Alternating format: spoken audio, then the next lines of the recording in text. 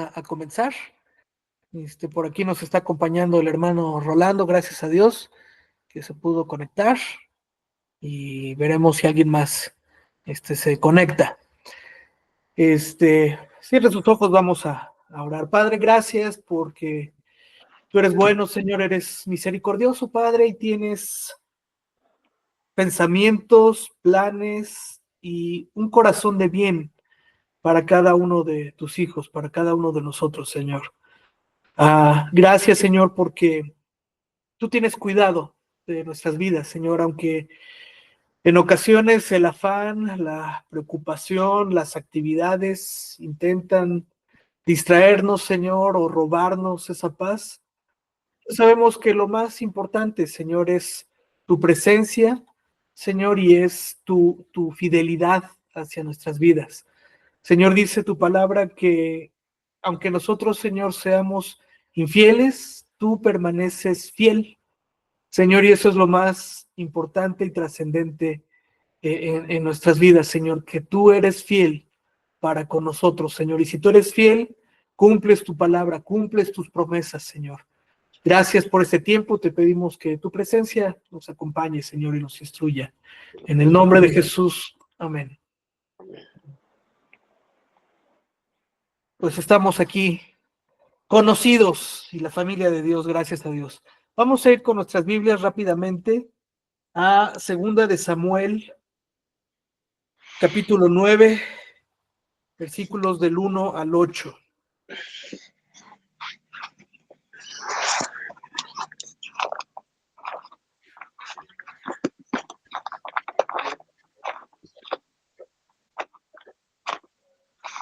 Segunda de Samuel 9, del 1 al 8.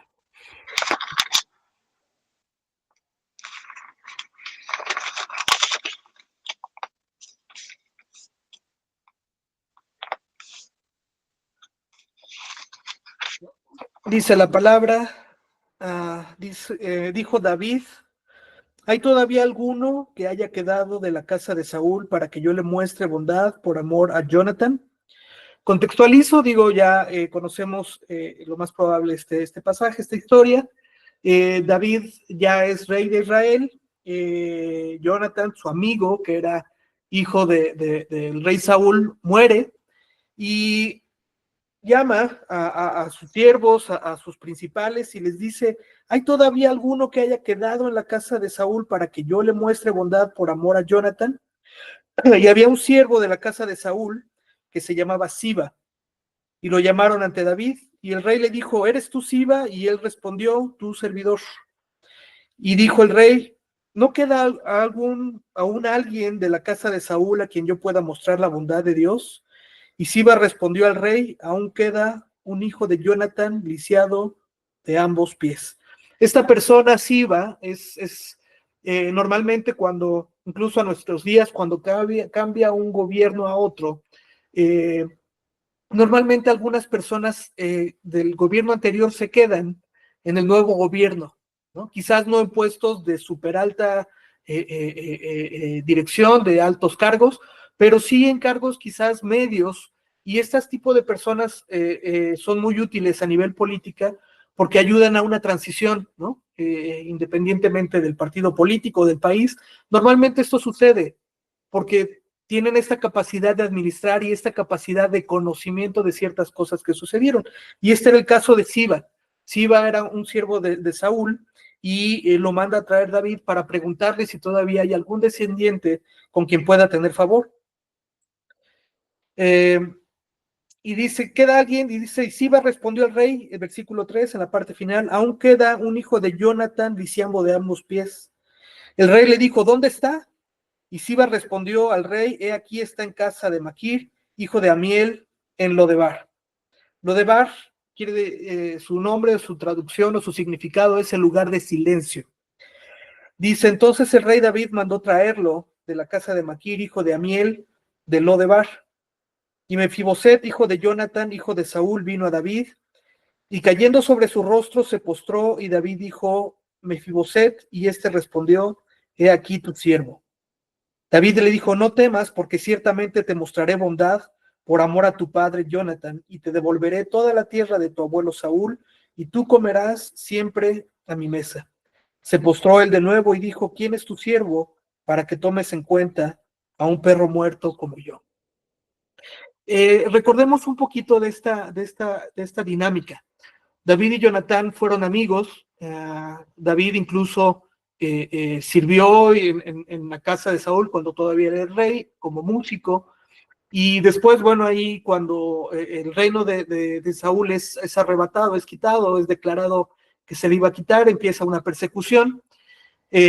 Saúl intenta matar en distintas ocasiones a David. David tiene ocasión de matar incluso al rey, pero el temor del Señor hace que David no proceda en contra del rey. Esto nos lleva a varios principios que tenemos que tener muy en cuenta como hijos de Dios. Hay una autoridad que ha sido puesta de parte de Dios en nuestras vidas, a las que tú y yo tenemos que respetar y honrar, incluso cuando esas autoridades fallan, incluso cuando esas autoridades en algunas ocasiones pudieran negar o renegar el nombre de Dios. En ocasiones también como creyentes fácilmente podemos criticar a la autoridad. Y a la autoridad me refiero no solo a la autoridad espiritual, sino incluso a la autoridad política, la autoridad de gobernantes, de autoridades legales en nuestro país. Y tenemos que recordar que hay un principio de honra a nuestras autoridades, incluso en nuestros hogares. Quizás algunos de nosotros todavía contamos con padre o madre, ¿no? Aunque ya no vivimos en el mismo seno familiar, hay un principio de honra que tenemos que llevar a cabo simplemente por obediencia a lo que dice la palabra. De hecho, dice la palabra, honra a tu padre y a tu madre para que te vaya bien y seas de larga vida en esta tierra. Hace como 3 semanas precisamente platiqué de este principio con los jóvenes de la iglesia, donde la palabra nos insta a honrar a nuestros padres y en este caso a nuestras autoridades. Y es un principio que David llevó a cabo, ¿no? David pudo humanamente fácilmente rebelarse a la autoridad que tenía sobre Saúl, aun cuando todavía él no había sido elegido rey o declarado rey como tal. David pudo simplemente decir, pues yo soy el elegido, ¿no? Soy el que tiene la autoridad, soy el que tiene la unción, la mano de Dios, ¿no? Pero David en este principio de honrar a Dios, honró también a su rey, incluso para perdonarle la vida, teniendo la oportunidad de matarlo. Pregunta retórica, ¿cuántas veces tú y yo hemos tenido en nuestra mano el poder tratar o el hacer justicia con nuestra propia mano, saltándonos la autoridad de Dios? Eso, hermanos, hermanas, no trae una bendición a nuestras vidas. Pero bueno, simplemente quería hacer énfasis a esto. David busca hacer favor a su amigo a su amigo Jonathan, y busca si hay todavía algún descendiente. Le dicen que sí, que Mefiboset es un descendiente que está en el lugar del silencio, ¿sí? Lo manda a traer y me encanta lo que dice. Ahorita vamos a regresar, vamos a ir ahí mismo en el segundo libro de Samuel, en el capítulo 4. Vamos a ver quién es Mefiboset para que podamos entender un poquito del contexto.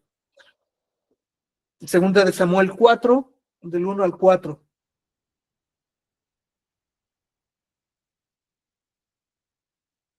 Dice, cuando oyó Isboset, hijo de Saúl, que Abner había sido muerto en Hebrón, se amedrentó y todo Israel se turbó. Y el hijo de Saúl tenía 2 hombres que eran jefes de bandas. El nombre de uno era Baana y el otro era Recab, hijos de Rimón, Beroíta, de los hijos de Benjamín. Versículo 4, y Jonatán, hijo de Saúl, tenía un hijo lisiado de los pies. Este tenía 5 hijos cuando se... Este tenía 5 años cuando de Jezreel llegaron las noticias de la muerte de Saúl. Tengamos un poquito de contexto de qué pasa con Mefiboset. Mefiboset es nieto del rey, es hijo de Jonathan, es nieto de Saúl. Y de pronto se viene la dinámica donde Saúl deja de ser rey y empiezan los valientes de David o el ejército de David empieza a tomar posesión y matan a algunas personas del reinado de Saúl. Y entonces este bebé, ¿no? Este niño que estaba viviendo, diría mi amigo Dante Gebel, en el Palacio Real, de pronto tiene que huir porque viene un reinado distinto, ¿sí? Y entonces temen por su vida. Y Jonathan, hijo de Saúl, perdón, versículo 4, Jonathan, hijo de Saúl, tenía un hijo lisiado de los pies. Este tenía 5 años cuando de Jezreel llegaron las noticias de la muerte de Saúl y Jonathan. Y su nodriza lo tomó y huyó, pero sucedió que en su prisa de huir, él se cayó y quedó cojo. Su nombre era Mefiboset. Imagínate un niño de 5 años que de pronto por las situaciones que se están viviendo políticas en el país, la nodriza lo toma para huir con una buena intención, ¿no? La intención era salvar su vida, la nodriza se cae, y este niño de 5 años sufre una lesión que lo deja paralítico. Tú y yo podríamos decir, oye, qué injusto, el niño no tenía nada que ver con los conflictos que había en el reino, ¿no? Y sin deberla ni temerla, uh, queda paralítico. Ahora sí, regresamos a segunda de Samuel, del capítulo 9, y vemos que años después, David manda a buscar descendientes de Saúl para hacerles el bien. Ahora ponte a pensar, después de que este niño había vivido en un palacio, de pronto pierde todo, no solo económicamente, sino incluso pierde la posibilidad física de poder moverse de manera individual, necesitaba ayuda, necesitaba gente que viera por él. Y cada uno de nosotros quizás tiene cierta historia triste que hemos vivido, ¿no? Conozco la vida de algunos de ustedes, quizás no en profundidad, pero todos en cierta medida quizás hemos pasado por una historia triste, algo que estábamos destinados a hacer, a lograr, y de pronto por algún tipo de lesión espiritual, por algún tipo de mala decisión, por alguna situación en la que tú y yo nos metimos, o por una situación en la que alguien más nos hizo, perdón, pasar. De pronto ese destino que podía parecer lindo, un destino exitoso, posiblemente se vio truncado. ¿Cuántos de nosotros pudiéramos tener sueños que teníamos de jóvenes y no se llevaron a cabo? O algunos se llevaron a cabo, pero tomó nuestra vida un rumbo distinto del que quizás habíamos contemplado, ¿no? Y bueno, finalmente muchos de los que están aquí conocen un poco de mi historia, ¿no? Yo podría decir que en cierta dinámica yo tenía un destino trazado para ciertas cosas a nivel personal, a nivel familiar, a nivel ministerial, y por decisiones personales y por circunstancias de terceros y por circunstancias del destino, si lo pudiéramos ver así, ese destino se vio truncado. Y en algunas ocasiones pudiéramos frustrarnos, reclamarle a Dios, reclamarnos a nosotros mismos incluso.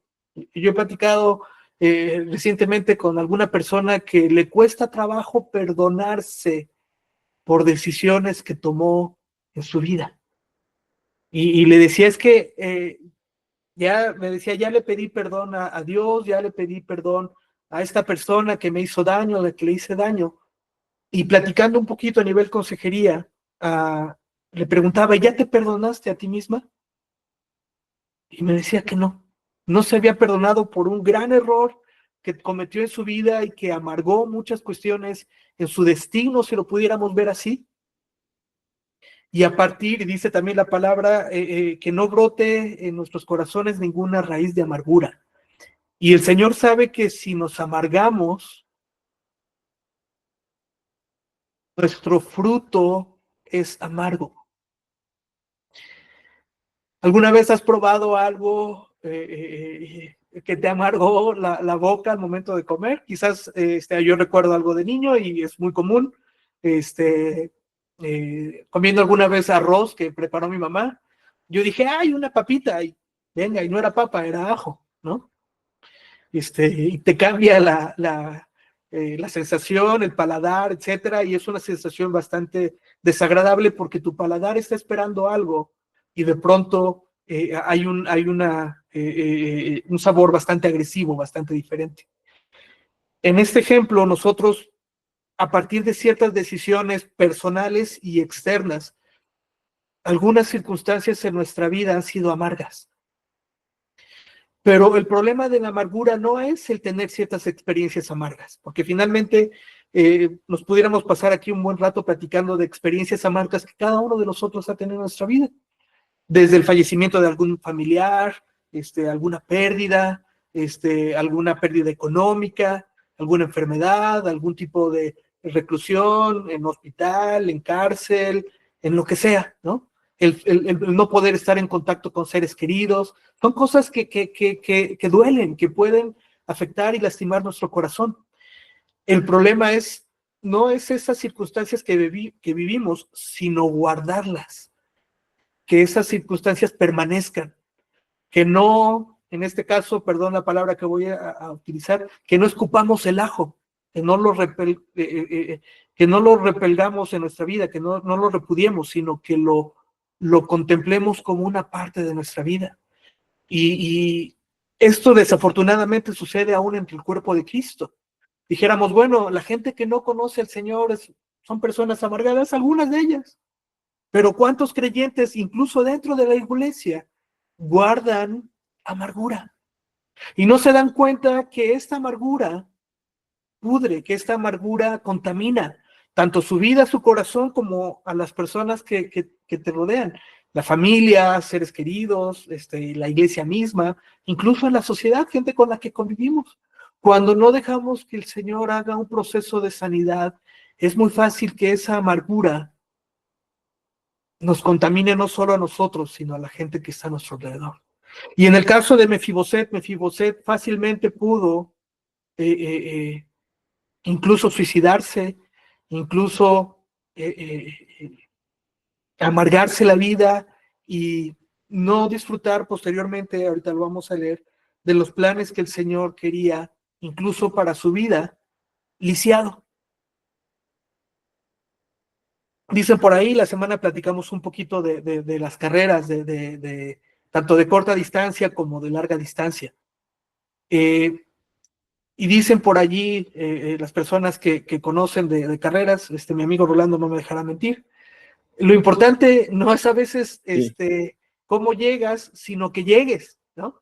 Y por ejemplo, hay varias escenas, maratones, medios maratones, ¿no? Gente que corre a larga distancia, que llega, pero, perdón la palabra, ha hecho una piltrafa, ¿no? Que materialmente sus piernas no les responden, pero cruzan, la meta, ¿no? Y por ejemplo, en cuestiones de larga distancia o de resistencia, no importa el tiempo en el que lo logres, importa que lo termines. Y yo platiqué con varios amigos que hacen este tipo de carreras. Obviamente es importante ir bajando los tiempos personales, ya en una cuestión como de continuidad de carreras. Pero las primeras ocasiones o los primeros ejercicios que se hacen precisamente tengo que terminar la carrera, no importa que haya llegado cuando ya se oscureció. Tuve unos amigos que corrieron hace algunos años el maratón de Nueva York, era un papá y su hijo, y entonces pues el hijo estaba en sus plenos 25 años más o menos, el papá ya andaba cincuenteando, si no es que un poquito más, y están las fotos, ¿no? Y entonces el hijo cruza la meta y está todavía al sol de la tarde, y llega el papá tiempo después y ya está oscuro, ¿no? Porque llegó mucho tiempo después, pero lo importante es culminar. Y en el caso de Mefiboset vemos que hubo muchas circunstancias en su vida que pudieron haber trastornado el destino que aparentemente Dios tenía con él a partir de decisiones personales. Y regreso al punto, cada uno de nosotros pudiera ser tan determinante aquello que nos sucedió, de decir es que Dios no es bueno, es que yo no tengo esperanza. Para mí no hay esperanza y en ocasiones cuando nos suceden distintas circunstancias, nos empezamos a comparar los unos con los otros. Es que si yo tuviera el recurso que tiene fulano, es que si yo tuviera la belleza que tiene Perengana, si yo tuviera los años que tenía hace algunos años, y empezamos a compararnos quizás unos con los otros y no nos damos cuenta que Dios sigue teniendo planes y propósitos en nuestras vidas, independientemente de situaciones que nos hayan hecho caer, circunstancias que nos hayan limitado, personas que nos hayan lastimado, incluso personas a las que nosotros mismos pudiéramos habernos lastimado, porque le damos tanto peso a la circunstancia y dejamos de ver que Dios sigue siendo bueno, que los planes y los propósitos de Dios en nuestra vida son a pesar de.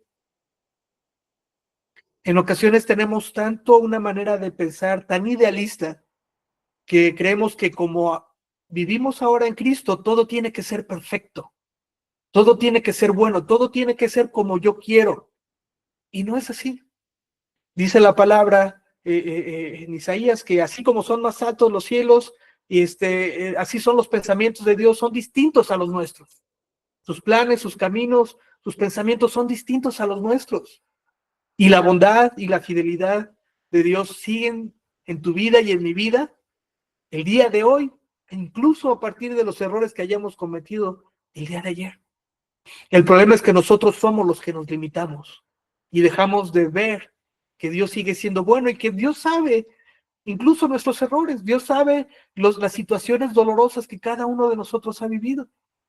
El problema es que si nos refugiamos en ese dolor, ahí sí estamos impidiendo que ese propósito de Dios se cumpla. Cuando nosotros decimos, Señor, sí, en efecto, tengo este dolor, tengo esta situación que no quisiera estar viviendo, ¿no? A nivel personal, a nivel familiar, a nivel sociedad, lo que sea. Y podemos entregar esta carga a Dios. Entonces, el propósito de Dios continúa en nuestras vidas. Y lo vemos con distintos hombres y mujeres a lo largo de la palabra de Dios. Por ejemplo, el caso de José. Aparentemente el plan de Dios en su vida cuando él era un jovencito y se revela a partir de ciertos sueños y visiones que tenía José. Y aparentemente el hecho de que haya estado esclavizado, que haya sido un esclavo, que haya pasado en la cárcel, eso lo llevó al propósito que Dios tenía para su vida. ¿Por qué? Porque su corazón era correcto en medio de las circunstancias adversas. Qué importante es entonces que en medio de las circunstancias de adversidad que tú y yo tenemos, tengamos un corazón íntegro delante del Señor. Y me encanta, por ejemplo, llega la esposa de Potifar y le dice a José que duerma con ella. Y la respuesta de José me fascina, me encanta. Dice, ¿cómo yo pudiera traicionar a mi Señor y a mi Dios? Está hablando tanto de Potifar como de Dios. Dice, no, y ese jovencito tenía 17 años cuando vive eso. José sabía quién era Dios en su vida. Y en el caso de Mefiboset, vemos que se va a Lodebar, bueno, lo llevan a Lodebar. Y en el capítulo 9, versículo 6, al final, lo presentan con David y dice, he aquí tu siervo. Mefiboset sabía que él había estado en ese palacio real, que él había sido linaje de Saúl, ¿sí? Y bien pudo haberle reclamado a David, por tu culpa, yo ya no vivo aquí, por tu culpa, yo soy lisiado, por tu culpa tuve que vivir en Lodebar. Y no creas que vivía en una zona residencial, Lodebar, este lugar del silencio, era un lugar pues bastante humilde, ¿sí? Entonces imagínate, ¿no?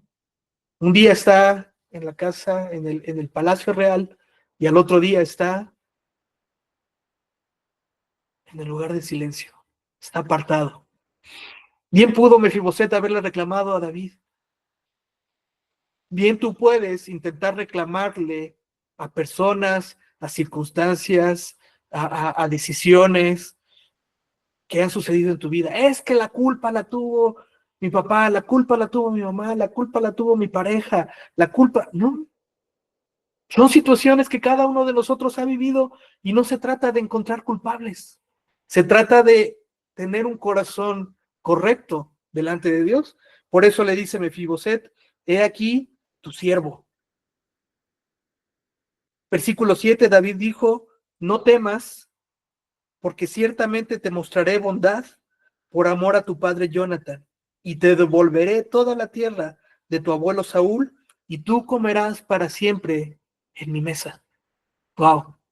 Mira, hermano, hermana, cuando el Señor hace una obra en nuestras vidas, Él restituye lo que nos fue robado. Ahora, hay veces que le echamos toda la culpa a Satanás. Es que Satanás me robó esto, Satanás me robó aquello. En algunas ocasiones sí es algo que te robó el enemigo, pero en algunas otras ocasiones son cosas que tú y yo hemos permitido que nos robaran, ¿sí? Cosas que tú y yo perdimos por nuestra propia necedad. No todo es el diablo, no todo digamos, es que es el diablo el que me ha robado todo, no. Muchas circunstancias son cosas que tú y yo perdimos por desobediencia, por no escuchar la voz de Dios, por querer hacer nuestra propia prudencia, vivir nuestra vida en nuestra propia opinión. Pero aún así, en este caso, David le dice, yo te voy a devolver toda la tierra de tu abuelo Saúl y tú comerás para siempre en mi mesa. No importa qué situaciones hayas pasado en tu vida, el Señor te invita a comer a su mesa. Y te pido que recuerdes alguna comida, alguna cena muy popov, como dicen por ahí, ¿no? A la que hayas asistido, no sé, alguna boda, alguna reunión, no lo sé. En ocasiones te puedes sentir un poco incómodo, ay, todo es elegante aquí, ¿no? David llama a Mefiboset, que había estado aislado, que había estado separado, que había estado en silencio, lo llama a sentarse a la mesa del rey. A pesar del error, a pesar de que era un niño tullido, a pesar de que ya no había vivido en el palacio. Y lo digo con todo respeto, si has conocido a alguien imposibilitado de sus piernas, que ha estado en una situación muy humilde, normalmente son personas que se arrastran por el suelo. Es una persona, en el caso de Mefiboset, que lo más probable es que haya estado sucio. Y David lo invita a sentarse a su mesa. Querida familia en Cristo, no importa que tú y yo pudiéramos estar lisiados de las piernas, que pudiéramos estar tullidos, que pudiéramos estar sucios, que pudiéramos incluso habernos arrastrado en el suelo. No es el momento, pero en mi vida durante muchos años me estuve arrastrado en el suelo, no físicamente, pero sí espiritualmente, sí emocionalmente. Y aún así Dios te cubre, te llama, te invita a sentarte a su mesa. Y así como en esa historia del hijo pródigo, Mefiboset va a ser adornado con ropas reales, porque ahora ya está en la presencia del Señor, ahora está en la presencia, perdón, del Rey. Y cuando tú y yo venimos delante de Dios y Dios nos rescata de aquel dolor que tú y yo pudiéramos tener, y le decimos, como dijo Mefiboset, he aquí tu siervo. Mefiboset no trató de, además de no echarle la culpa a nadie más, no trató de justificarse, decirle, mira, yo estoy así porque la nodriza me tiraron, pero yo me merezco esto. Lo único que dijo Mefiboset fue, he aquí tu siervo, porque él reconoció la autoridad de David. Así como David había reconocido la autoridad del abuelo de Mefiboset, de Saúl, años atrás. Qué importante es que tú y yo reconozcamos la autoridad de Dios en nuestras vidas, la autoridad de personas, de siervos en nuestras vidas, incluso para que podamos facilitarle a nuestros hijos la honra que ellos nos deberían de tener. No es por decir yo merezco honra, sino simplemente porque es un principio de Dios, un principio que trae bendición a quienes obedecen. Entonces aquí vemos replicar el principio de honra que trajo una bendición para la vida de Mefiboset. Y la actitud de Mefiboset, versículo 8, dice, se postró él de nuevo y dijo, ¿quién es tu siervo para que lo tomes en cuenta a un perro muerto como yo? Eso nos hace referencia a esto que te comentaba, de que Mefiboset venía sucio, venía descuidado, venía de una condición muy triste. Pero el hecho de que el rey lo llame, lo hace nuevamente un príncipe. Hermano, hermana, no sé qué circunstancias hayas vivido en tu vida, incluso quizás en el último tiempo, que en algunas ocasiones nos hacen creer que no somos aceptos delante de Dios. Aquí el principio es que Mefiboset reconoció la autoridad de David en su vida y eso trajo una bendición. Versículo 9, entonces el rey David llamó a Siba, siervo de Saúl, y le dijo, todo lo que pertenecía a Saúl y a su casa, yo lo he dado al nieto de tu señor. Y tú, tus hijos y tus siervos cultivan la tierra, bueno, ahí les dan sembradíos, les dan campo. Versículo 11, a la parte final, dice, y Mefiboset comió a la mesa de David como uno de los hijos del rey. Y Mefiboset comió a la mesa de David como uno de los hijos del rey. Y un predicador hace una analogía que me encanta acerca de este momento, porque Mefiboset sabía lo que era vivir en el Palacio del Real, aunque estuvo nada más 5 años, él sabía que era ese sitio, ese lugar privilegiado. Y una vez que lo bañan, lo arreglan, le dan ropas reales, dice que está como uno de los hijos de David. Sin embargo, por debajo de la mesa, él sigue tullido, sigue paralítico. Tú no lo ves, tú lo ves sentado a la mesa del rey y dices, este hombre tiene un porte de príncipe. Y mira, Dios muchas veces, en ocasiones, no va a quitar las circunstancias difíciles que tú hayamos vivido. Perdona, claro que sí.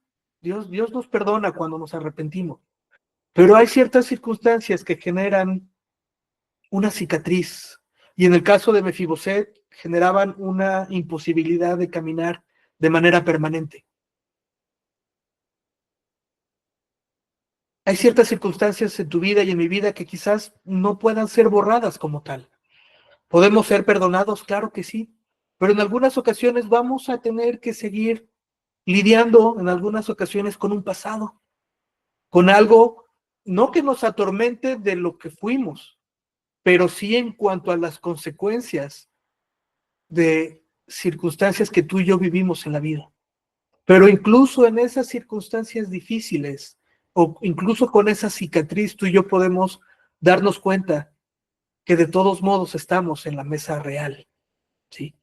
Cada uno de nosotros tendrá sus propias heridas del alma, ¿sí? Y eso también nos forja, eso también genera en nosotros el carácter de Cristo. Incluso si no hubiéramos pasado por ninguna circunstancia adversa, ¿sí? Quizás el tipo de fe que tuviéramos sería distinto. Sería yo tengo fe porque todo me va muy bien. Pero cuando tú y yo decimos tengo fe, a pesar de lo que he vivido, a pesar de lo que estoy sucediendo, a pesar de que posiblemente no veo la respuesta en la oración que estoy teniendo, posiblemente hay circunstancias que incluso parecen ser adversas a lo que yo quiero, pero aún así he aquí tu siervo, Señor, ¿qué quieres de mí? Y entonces ahí sí, el Señor nos pone estos vestidos reales y podemos seguir en ese propósito que Dios tiene para nuestras vidas. Y en el caso de Mefiboset, me encanta porque siendo tullido, de todos modos, se sentó a la mesa del rey. Vamos a ir a Nehemías 8:10 y a Primera de Samuel 2, del 1 al 8. Primero, perdón, vamos a Primera de Samuel, antes de ir a Nehemías, vamos a ir a Primera de Samuel.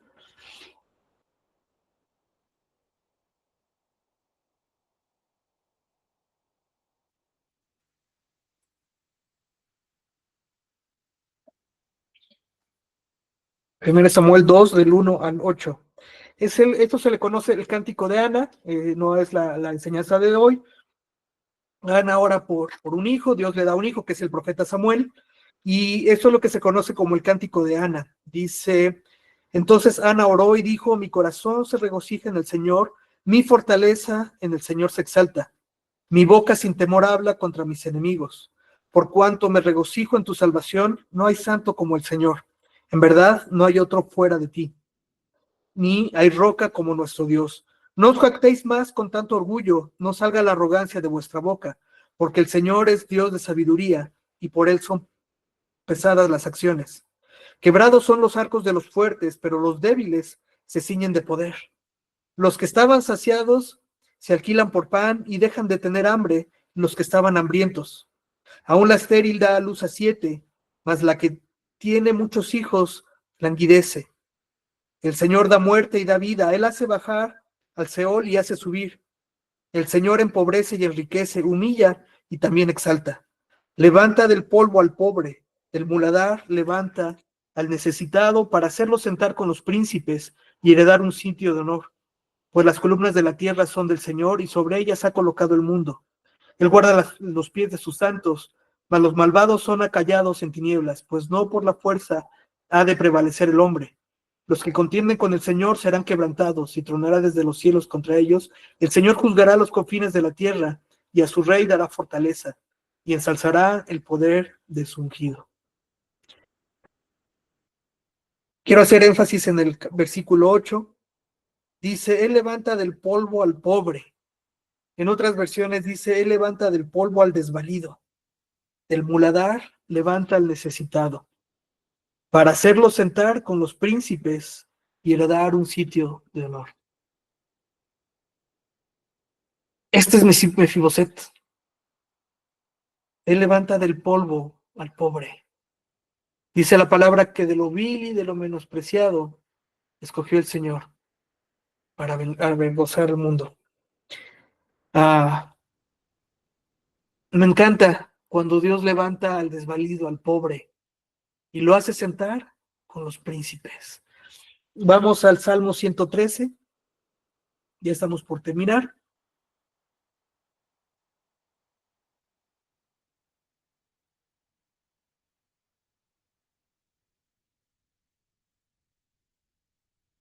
Salmo 113 del 5 al 9.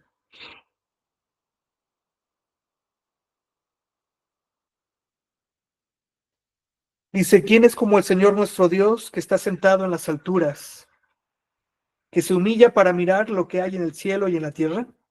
Él levanta al pobre del polvo y al necesitado saca del muladar para sentarlos con los príncipes de su pueblo. Hace habitar en casa de la mujer estéril, gozosa de ser madre de hijos. Lo mismo que cantó Ana años antes, lo escribe David en los Salmos. Él levanta del polvo al desvalido, al pobre, para hacerlo sentar con los príncipes de su pueblo. Nehemías, y con esto terminamos, Nehemías 8:10.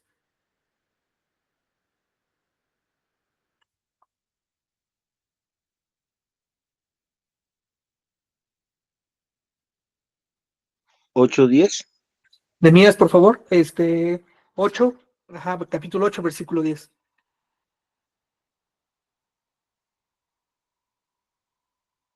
Si lo quieres leer, Orlando, sin ningún problema.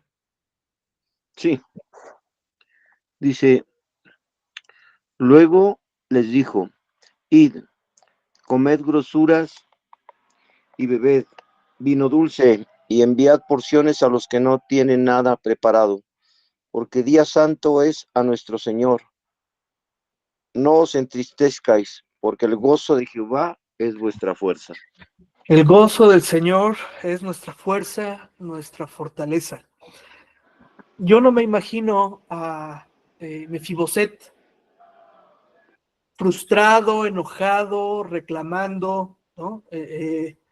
Decía un predicador, discutiendo por manteles, platos y copas. Cuando traían la mesa, recuerda que Mefiboset estaba sentado a la mesa con los hijos del rey, ¿no? Yo no me imagino a un Mefiboset reclamando porque la copa estaba sucia, porque el mantel estaba arrugado, ¿eh?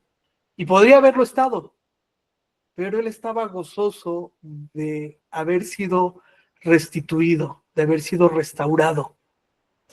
El gozo del Señor es nuestra fortaleza. Mi hermano, mi hermana, independientemente de las circunstancias que tú y yo hayamos vivido, el gozo del Señor al saber que tú y yo hemos sido aceptos ahora, nos tiene que hacer fortalecernos. Y esa fortaleza nos ayuda, obviamente en Dios, para poder, ahora sí, continuar con el propósito por el cual Dios nos ha llamado. Concluyo con esto simplemente.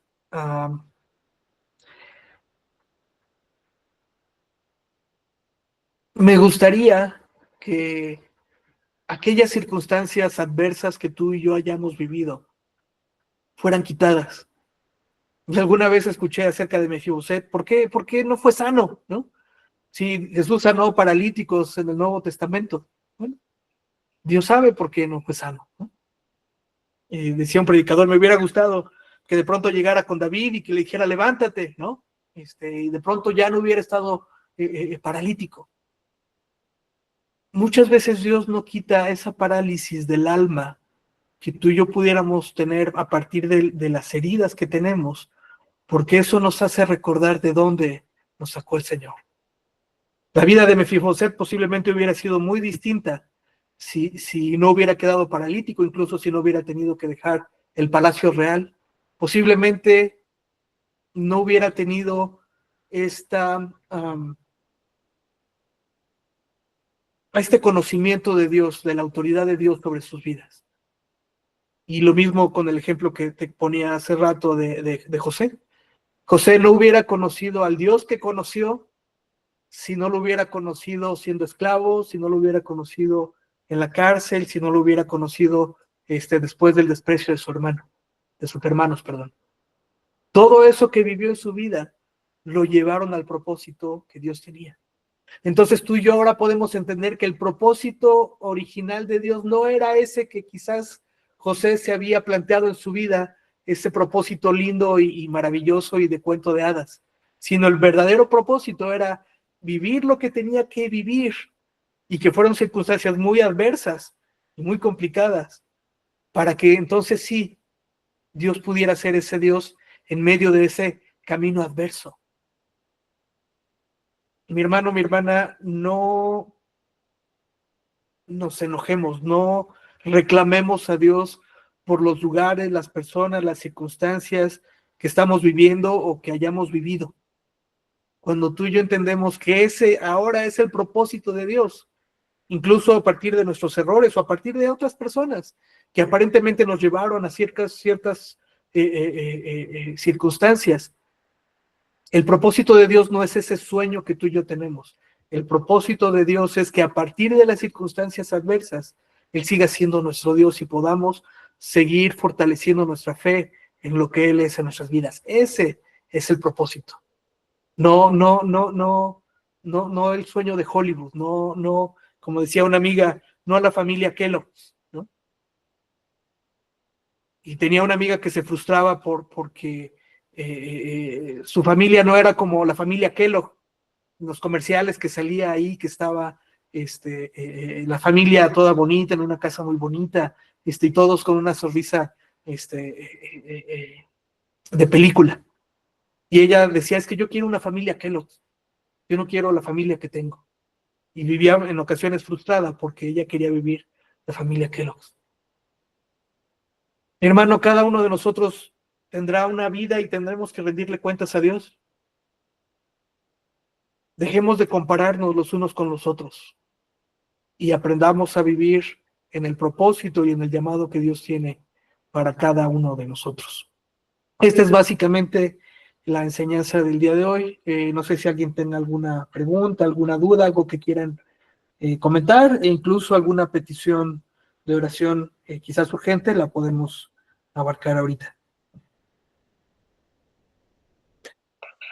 Pues creo que es un mensaje muy bonito y pues nos muestra nuestra propia identidad, ¿no? Reflejada. O sea, de alguna manera no tenemos una deficiencia física, pero Dios permite que tengamos ciertas deficiencias en nuestra personalidad, en nuestro carácter, para precisamente buscarlo, ¿no? Para tener esa dependencia que nos liga, derivada de esa parálisis, por así decirlo, ¿no? Y puede ser emocional, puede ser en nuestras debilidades, ¿no? Y en Es. algo que Dios ha permitido que dejarnos con esa debilidad, con esa parálisis, digámoslo así, y que gracias a eso, pues, permite restablecernos, permite que lo busquemos y permite que nos Claro. vayamos fortaleciendo a cada vivencia, a cada experiencia, y ir creciendo. Claro, con esto que comentas me recuerdas al apóstol Pablo. Dice la palabra que había un aguijón que le recordaba, ¿no? Un aguijón en su carne que le recordaba de manera Exactamente. continua, ¿no? Pero al mismo tiempo Sí, el apóstol Pablo escribe algo que es un impacto para mí el día de hoy.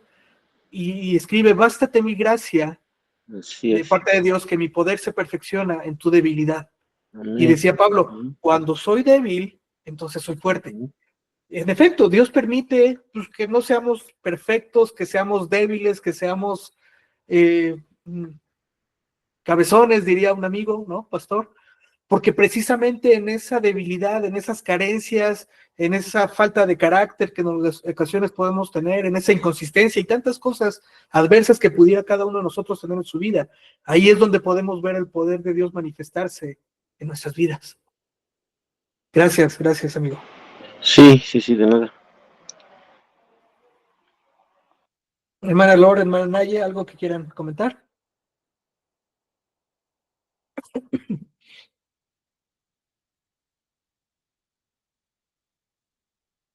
Perdón. Bueno, pues yo también creo que es un tema muy importante, pastor. Nos muestra que a pesar de nuestros errores, pues muchas veces nos encajonamos, ¿no? En situaciones adversas, nos encajonamos en tantas cosas que, como bien dijo, pues a lo mejor no era nuestro cuento de hadas, que nosotros nos habíamos, pues, idealizado, y pues muchas veces cuando vienen esas pruebas, esos fracasos, y esas situaciones no tan agradables, a veces nos enfrascamos en eso. No, pues vienen muchas emociones contrarias a lo que Dios desea, ¿no? Pero es importante, como usted dice, ver que realmente a pesar de todo eso, pues Dios sigue ahí, ¿no? Sigue creyendo en nosotros, sigue hablándonos, sigue mostrándonos su misericordia, su amor y diciéndonos, pues no te rindas, porque yo sigo ahí. Y lo que necesito es que aprendas, porque como bien dice, a veces, si no te enfermas, pues ¿cómo vas a conocer? Como bien dice mi hermana Lore, en el Cerezo, cuando vamos, les dice, pues si no te enfermas, ¿cómo vas a conocer al Dios que sana? No, tienes cierta situación, pues no conoces todas esas facetas y el Dios tan poderoso y enorme y maravilloso que tenemos. Entonces, muchas veces, pues como buen padre, pues tenemos que aprender, a veces, pues no a la buena, ¿verdad? Pero creo que es cuando más aprendemos y es cuando, pues, más atesoramos, que cuando las cosas, pues, van muy bien, pues, mucha gente pues se aleja o no está tan conectada como cuando estás en el problema, cuando estás en la tormenta, ¿no? Entonces es algo pues muy importante, muy valioso y de gran bendición el saber que a veces Dios nos muestra eso porque quiere que crezcamos, que aprendamos y que Amén. sobre todo no nos olvidemos de que está Él ahí y que Amén. no estamos solos y que pues lo único que quiere es empujarnos para que tampoco nos quedemos más de la cuenta en esa situación, porque muchas veces la pasamos y la pasamos y la pasamos y Dios dice, pues ya,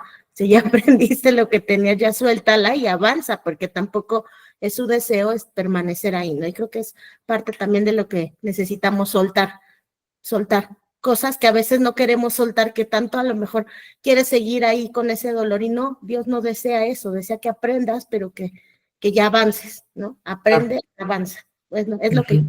yo puedo Ujú. percibir, pastor. Gracias, gracias, hermana Nayi. Ujú. Pues si ya no hay algún comentario más, vamos a cerrar este tiempo orando y poniendo en manos del Señor. Padre, gracias, gracias, Señor, porque tú hablas, Señor, a cada uno de nosotros. Señor, bendigo la vida de la hermana Naye, de la hermana Lore, del hermano Rolando. Señor, gracias, Señor, por sus vidas, Padre, porque cada uno de nosotros ha pasado por circunstancias, algunas quizás de ellas muy difíciles incluso de hablar y de expresar, pero aún en medio de esas circunstancias tú has estado y tú has sido fiel, Señor, y sigues siendo fiel y permaneces fiel para con nosotros. Señor, y como decía la hermana Naye, continuamos, queremos continuar, y como decía el apóstol Pablo, no es que ya lo haya alcanzado, sino que prosigo a la meta. Y Señor, proseguimos cada uno, Señor, en lo individual y como cuerpo en Cristo. Señor, hacemos a un lado, desechamos todas aquellas mentiras del enemigo, mentiras que nosotros mismos hemos creído de nosotros mismos, Señor, que en ocasiones nos han impedido el escuchar tu voz, el confiar en ti, el saberte fiel. Señor, gracias porque tú haces nuevas las cosas, Señor. Padre, y gracias porque a cada uno, Señor, de nosotros nos has vestido con mantos reales y nos has llamado a la mesa. Señor, gracias porque no tomaste en cuenta nuestro pasado, nuestros errores, nuestra iniquidad. Señor, y como dice tu palabra, aún siendo pecadores, Cristo murió por nosotros, por amor, Señor. Gracias por ese inmenso amor. Te bendecimos, te alabamos en esta noche, en el nombre de Jesús. Amén. Muchas gracias, familia en Cristo. Nos estaremos viendo pronto. La próxima